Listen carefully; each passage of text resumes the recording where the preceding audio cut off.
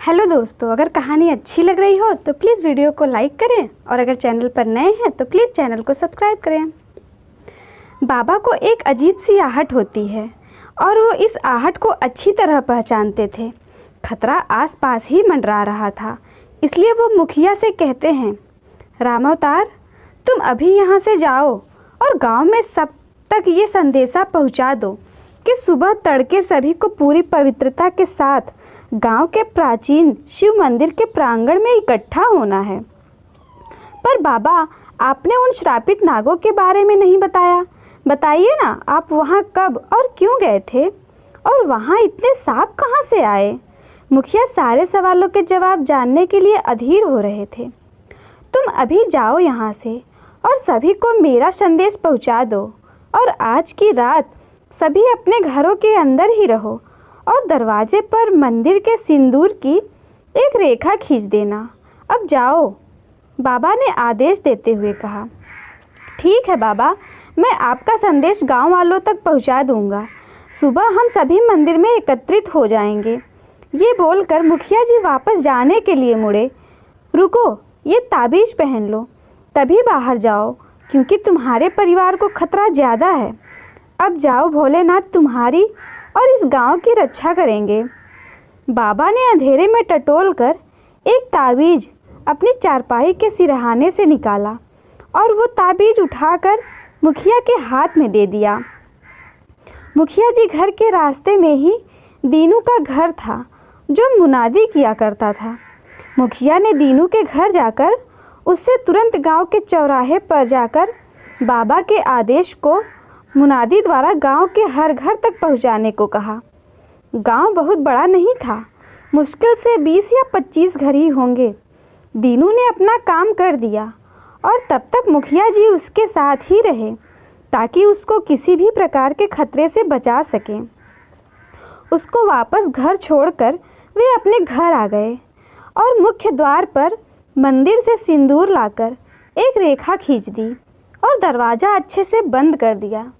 दरवाजे की आवाज़ सुनकर मुखिया जी की पत्नी बाहर आंगन में आ गई।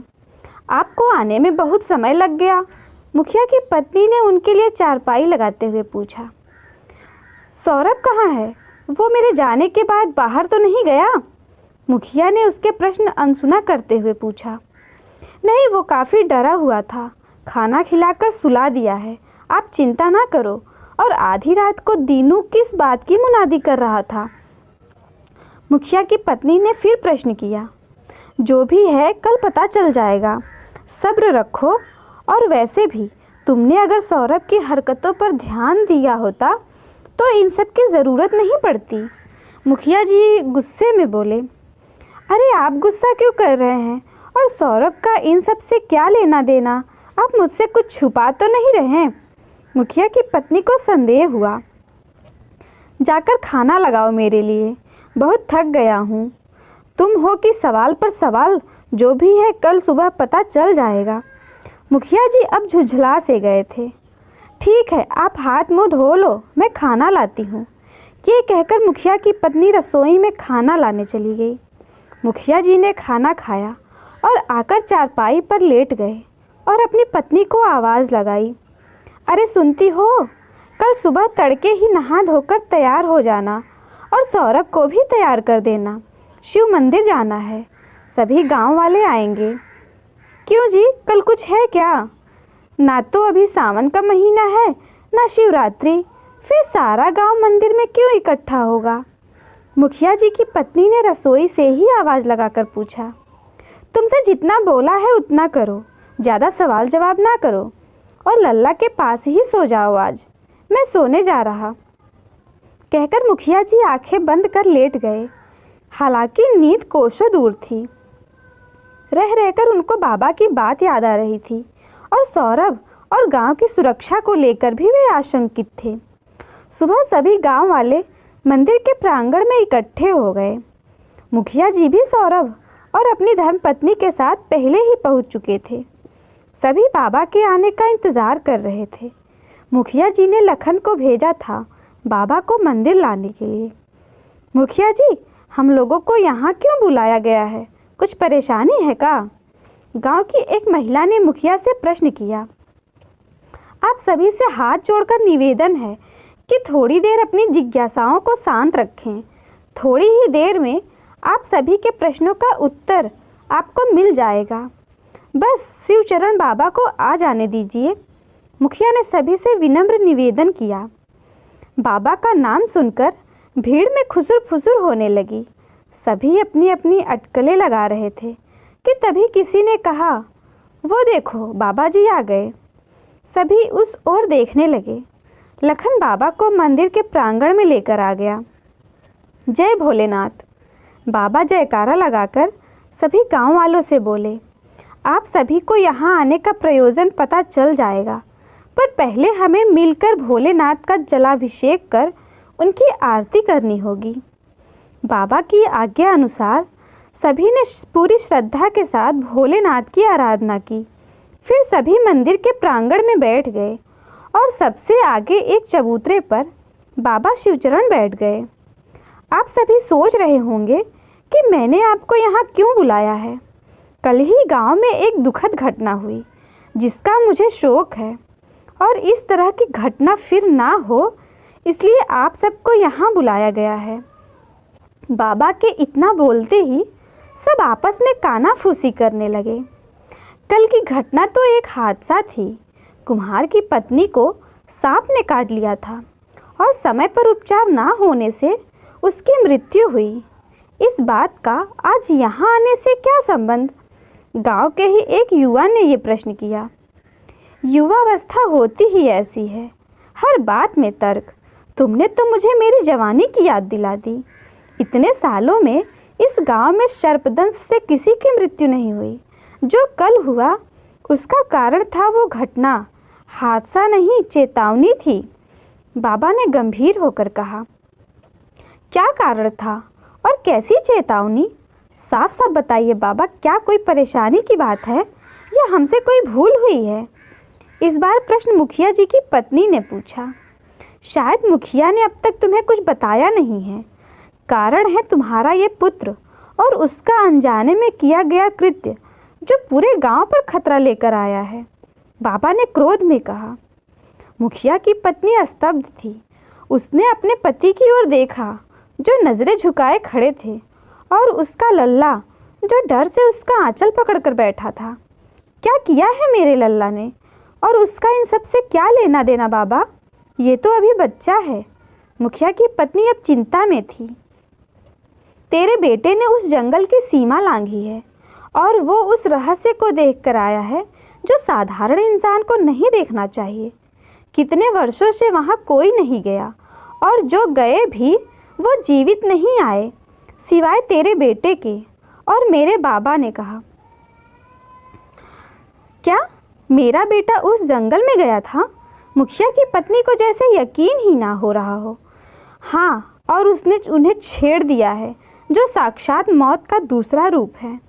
उनके क्रोध की ज्वाला अग्नि से भी प्रचंड है। उनका कांटा सीधे यमलोक पहुंच जाता है। बाबा जैसे एक एक शब्द पर जोर देकर बोल रहे थे। सभी गांव वाले भयभीत हो गए। किशन और सौरभ का तो डर से बुरा हाल था। किसी को भी कुछ समझ नहीं आ रहा था। तभी एक व्यक्ति बाहर देखकर भय से चिल्ला पड़ा, वो देखो, मंदिर की सीढ़ियों के पास कितने सांप बैठे हैं। ये कहाँ से आ गए यहाँ पर? सभी ने उस ओर देखा और डर से चीखने लगे। किसी ने भी इतने सांप एक साथ नहीं देखे थे।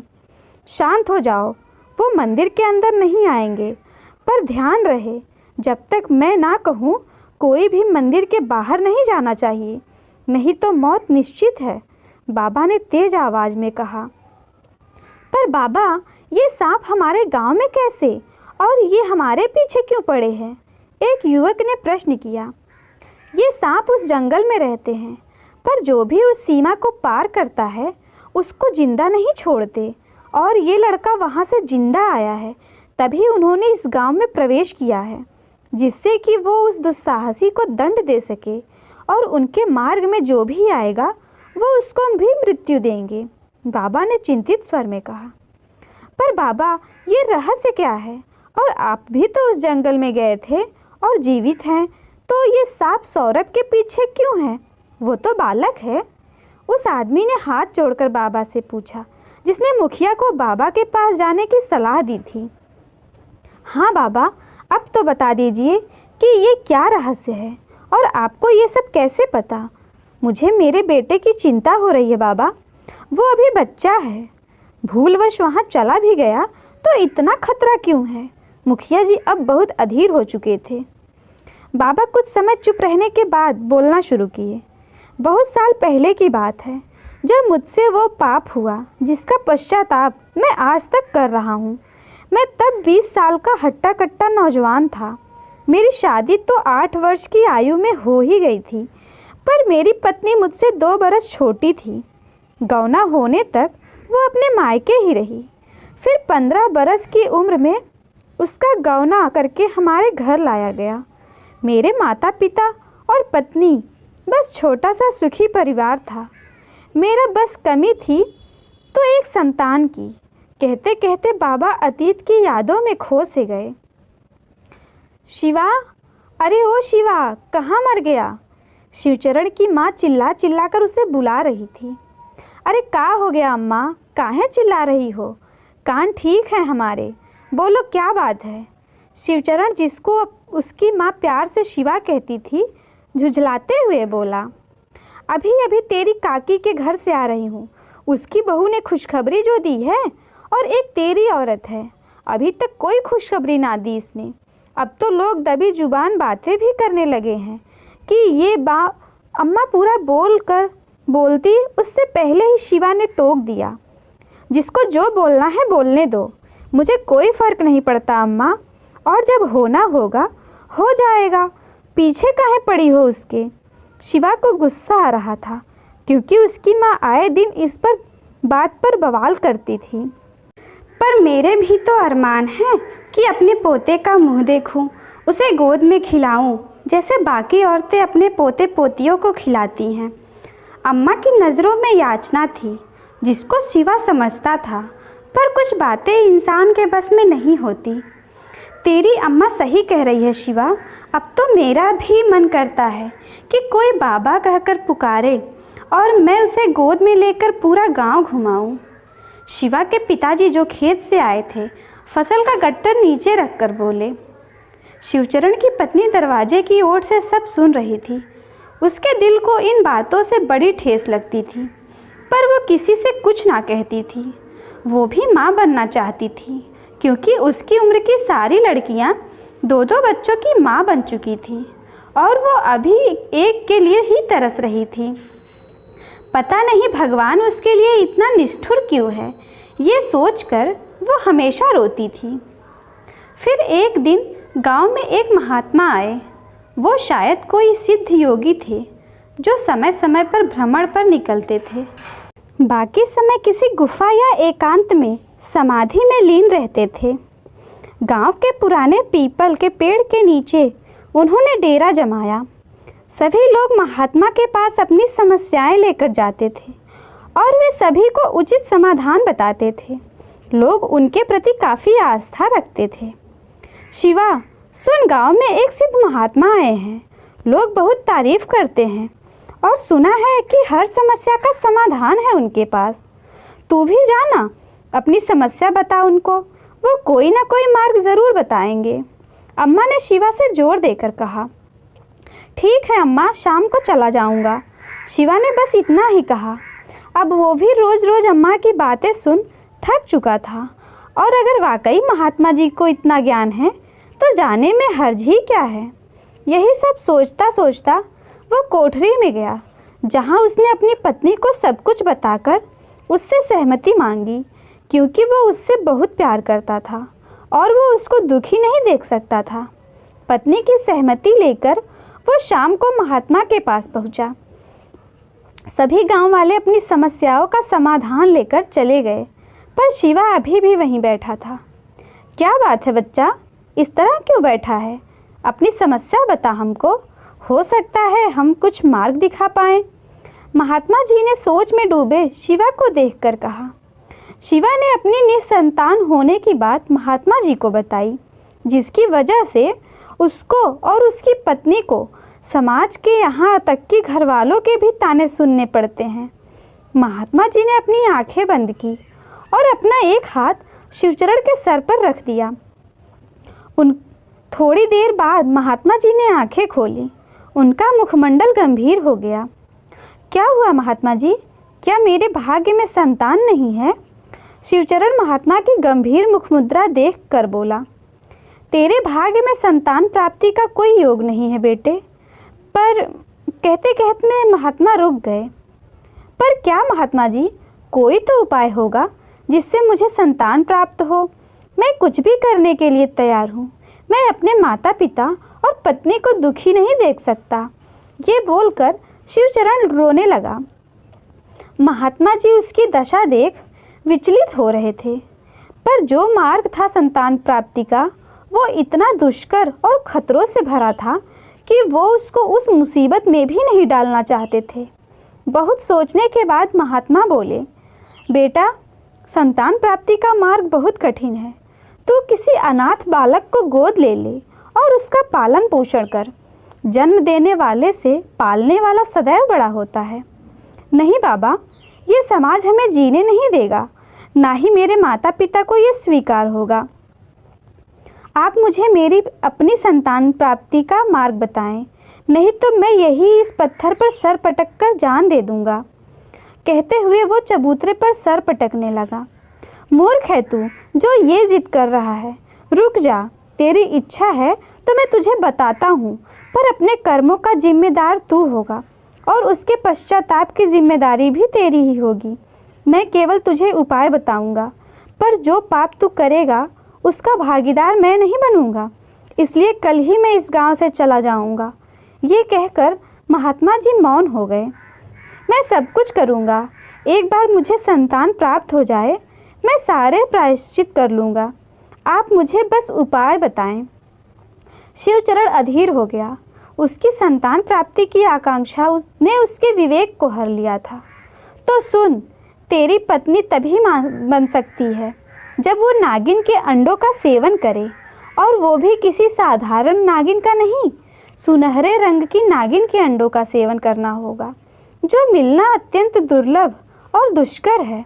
महात्मा ने कहा, ये कैसा उपाय है महात्मा जी?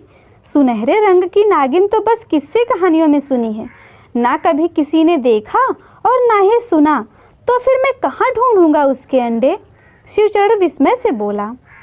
तभी तो ये उपाय कठिन ही नहीं दुष्कर भी है, क्योंकि किसी माँ से उसकी संतान लेना दुनिया का सबसे दुष्कर कार्य है, और नाग नागिनों के क्रोध से तो दुनिया परिचित है। इसलिए कह रहा था कि ये सब भूल जा और एक बालक गोद ले ले। महात्मा ने फिर शिवचरण को समझाते हुए कहा।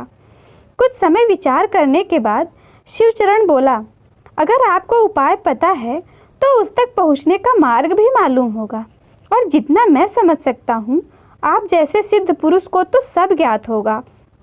क्या आप मुझे बता सकते हैं कि सुनहरे नाग नागिन इस धरती पर कहाँ मिलेंगे?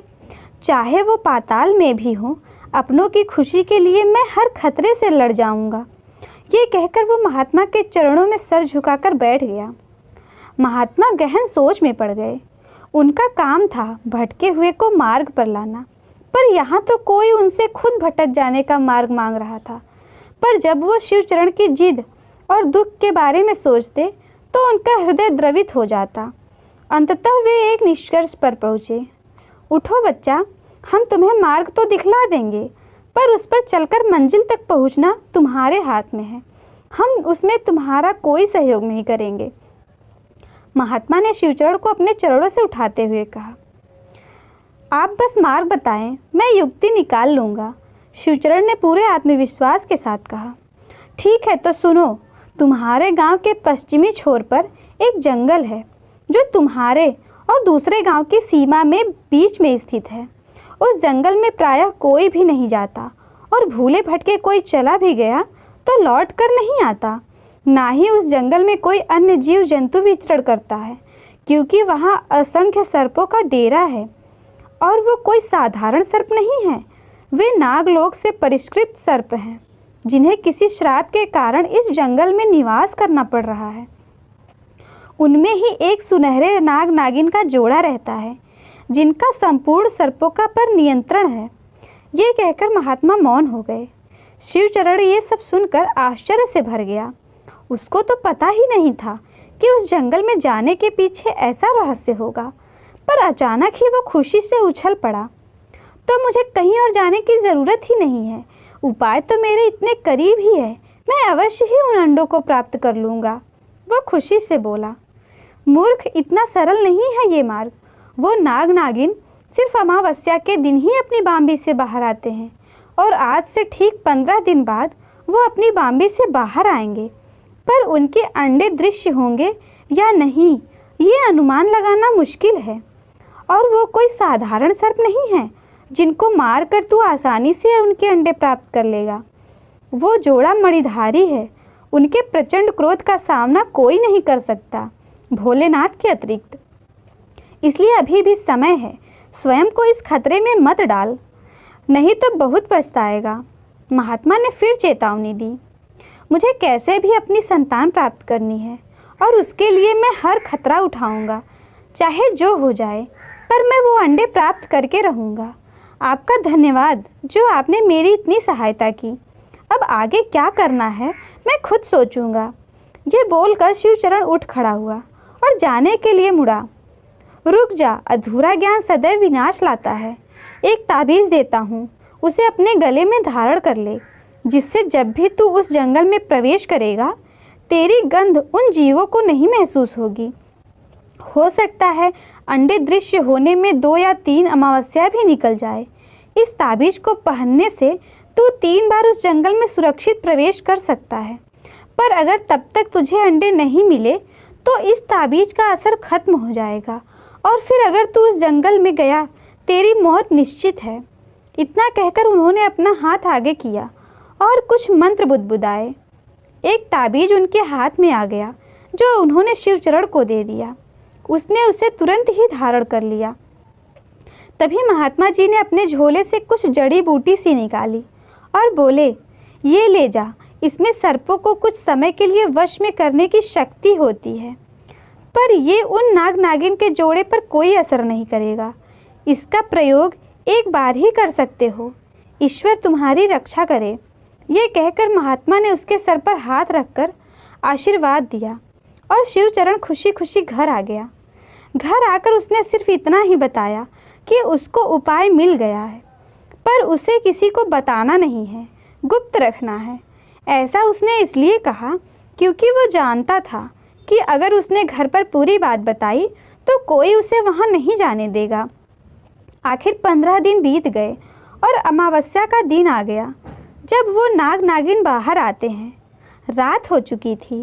करीब आधी रात को शिवचरण दबे पांव किवाड़ खोलकर बाहर आया और सावधानी से उसको बंद कर दिया और चलते चलते वो उस खतरनाक जंगल की सीमा पर आ गया जहाँ के चप्पे चप्पे पर मौत बसती है। शिवचरण जंगल की सीमा पर आ जाता है। मन बहुत सी आशंकाएं हैं, दिल में भय भी है, पर मनुष्य जब अपनी पर आ जाए तो असंभव को भी संभव बनाने की कोशिश करता है। और ऐसी ही एक कोशिश आज शिवचरण करने जा रहा था। मन में बहुत से सवाल लिए वह जंगल में प्रवेश करता है। अमावस्या की रात, हर तरफ भयानक अंधेरा था। हाथ को हाथ नहीं सूझ रहा था। रात्रिचर जीवों की आवाज़ें माहौल को और भी भयावह बना रही थी, पर शिवचरण अपनी गति से टार्च की माध्यम प्रकाश में बढ़ता चला गया। जंगल के अंदर छोटी सी आहट भी उसे चौकन्ना कर जाती थी। काफ़ी अंदर आने के बाद भी उसे कुछ भी असाधारण नहीं दिखा। एक घने पेड़ के नीचे वह सुस्ताने लगा। पता नहीं यहाँ कुछ है भी या नहीं। महात्मा ने तो यही कहा था, पर जंगल के इतनी अंदर आकर भी कुछ नहीं मिला। कहीं ये सब बस कहानी तो नहीं। शिवचरण स्वयं से बातें करता जा रहा था कि तभी एक फुफकार की आवाज़ ने उसका ध्यान खींचा। वो आवाज़ की दिशा में दबे कदमों से चलने लगा। अचानक टॉर्च ने भी अपना काम करना बंद कर दिया। अब इसको क्या हो गया? शिवचरण टॉर्च को झुझला कर देख रहा था। तभी उसको जंगल के और अंदर से आती एक हल्की रोशनी की किरण दिखाई दी। पहले तो वो डरा कि इस वक्त जंगल में रोशनी कहाँ से आ रही है, वो भी अमावस्या की रात को। फिर अचानक उसके दिमाग में महात्मा जी की कही बात आई कि वो नाग नागिन का जोड़ा मणिधारी है। तो क्या रोशनी मणि की है? मन में उथल पुथल लिए वो चल पड़ा उस रोशनी के स्रोत की तरफ। इसके आगे की कहानी अगले भाग में।